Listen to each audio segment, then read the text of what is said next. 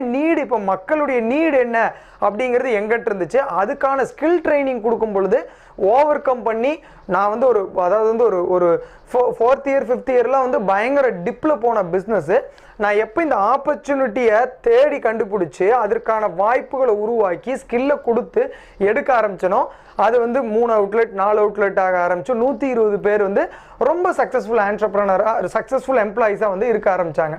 So இந்த 120 பேர் இருந்ததுக்கப்புறம் நான் ஒரு இன்டர்வியூக்காக ஒரு சவுத்தில் தமிழ்நாட்டோட டவுன் சவுத்துக்கு ஒரு காலேஜுக்கு அப்போ நானே தான் ஹெச்ஆராக இருந்தேன்.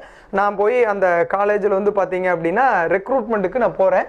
அங்கே வந்து இன்னொரு கம்பெனி வந்து பார்த்தீங்க அப்படின்னா நிறைய எம்ப்ளாயீஸ் எடுக்கிறாங்க.